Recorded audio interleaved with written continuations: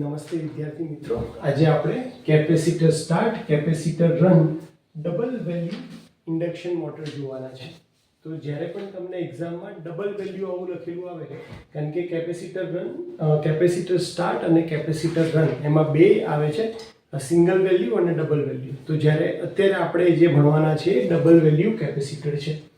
Capacitor start અને capacitor run એટલે કે સ્ટાર્ટિંગ વાઇન્ડિંગની અંદર તમે કેપેસિટરનો યુઝ કરવાના છો અને રનિંગ કન્ડિશન વખતે પણ તમે કેપેસિટરનો યુઝ કરવાના છો. આપણને ખ્યાલ છે કે single phase induction motor self starting નથી અને એને સેલ્ફ સ્ટાર્ટ કરવા માટે બે મેથડ છે, શેડેડ પોલ અને સ્પ્લિટ ફેઝ. એટલે કે ફેઝને બે ભાગમાં ડિવાઈડ કરો તો એ રોટેટિંગ મેગ્નેટિક ફિલ્ડ પ્રોડ્યુસ કરી શકે. અને સ્પ્લિટ ફેઝની અંદર જ એ એક ટાઈપની આ મોટર છે કે capacitor start, capacitor run with double value induction motor. આ મોટરની અંદર પણ બે વાઇન્ડિંગ છે, સ્ટાર્ટિંગ વાઇન્ડિંગ અને રનિંગ વાઇન્ડિંગ. આપણે બે ફેઝ અલગ અલગ ક્રિએટ કરવા માટે મેઇન વાઇન્ડિંગ છે હંમેશા એને ઇન્ડક્ટિવ નેચરની રાખશું, એટલે કે એની અંદર એક્સએલની વેલ્યુ વધારે રાખશું અને આરની વેલ્યુ ઓછી રાખશું. તથા જે આપણી ઓક્સિલરી વાઇન્ડિંગ છે એટલે કે સ્ટાર્ટિંગ વાઇન્ડિંગ છે એની અંદર આપણે ઉલટું, એટલે કે એક્સએલ ઓછા અને આરની વેલ્યુ વધારે રાખશું. આ કરવાનો ફાયદો શું થશે?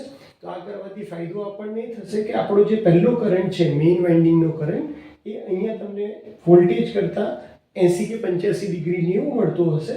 તો બીજા ફેઝનો જે કરંટ છે, સ્ટાર્ટિંગને લીધે જે કરંટ મળે છે એ તમને વધારે એંગલ ઉપર મળશે. અને આ એંગલ ક્રિએટ થવાને લીધે જ સ્પ્લિટ ફેઝ થાય છે અને આ ફેઝના ભાગ પડવાથી જ આપણને રોટેટિંગ મેગ્નેટિક ફિલ્ડ મળે છે.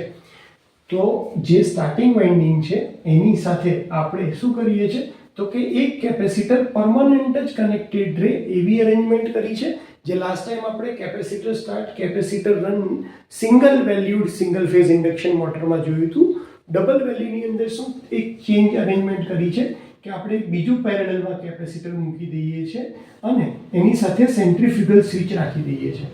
આ અરેન્જમેન્ટનો ફાયદો શું થાય આપણને? તો એનો ફાયદો એ થશે કે આ કેપેસિટર હોવાને લીધે, સર્કિટમાં હોવાને લીધે આપણને સ્ટાર્ટિંગ ટોર્ક તો મળે જ છે, પાવર ફેક્ટર ઇમ્પ્રૂવ પણ મળે છે, પણ એક વધારાનું કેપેસિટર જોડવાને લીધે આપણને જે ટોર્ક મળે છે એ ખૂબ જ વધારે છે. એટલે કે બધી જ ટાઈપની ઇન્ડક્શન મોટરની અંદર સૌથી હાઈએસ્ટ સ્ટાર્ટિંગ ટોર્ક મળતો હોય તો એ કેપેસિટર સ્ટાર્ટ, કેપેસિટર રન મોટરની મદદથી આપણને મળે છે. કારણ કે અહીંયા આપણી પાસે બે કેપેસિટર છે. તો આ જે બીજું કેપેસિટર છે, જ્યારે સેન્ટ્રીફ્યુગલ એટલે કે મોટર પોતાનું 70% નોર્મલ સ્પીડની અચીવ કરે ત્યારે સેન્ટ્રીફ્યુગલ સ્વિચ ઓપન થઈ જશે અને આ C2 કેપેસિટર પિક્ચરમાંથી નીકળી જશે. ત્યારે પણ C1 કેપેસિટર જે છે એ આપણા રનિંગ મોટરને રનિંગમાં હેલ્પ કરવાનું છે, એનો પાવર ફેક્ટર ઇમ્પ્રૂવ કરશે અને એની જો ટોર્ક સ્લિપ કેરેક્ટરિસ્ટિક્સ વાત કરીએ તો બધા કરતાં હાઈએસ્ટ ટોર્ક આપણને આની અંદર મળવાનું છે. એટલે કે 300ની આજુબાજુ, 300%ની ઉપરથી લાઈન ક્યાંક સ્ટાર્ટ થશે, 450-500ની ઉપર સ્ટાર્ટિંગ ટોર્ક જશે અને પછી આ નીચે આવે છે. તો આ રીતે તમારે ટોર્ક સ્પીડ કેરેક્ટરિસ્ટિક્સ ડ્રો કરવાની રહેશે. અને અહીંયા તમારે વેક્ટર ડાયાગ્રામથી આ સમજાવવું પડશે કે વોલ્ટેજની સાપેક્ષમાં મેઇન વાઇન્ડિંગનો કરંટ 90 ડિગ્રી કરતાં થોડોક ઓછો હશે અને સ્ટાર્ટિંગ વાઇન્ડિંગ જે છે એનો કરંટ વોલ્ટેજ કરતાં લીડ કરતો હશે.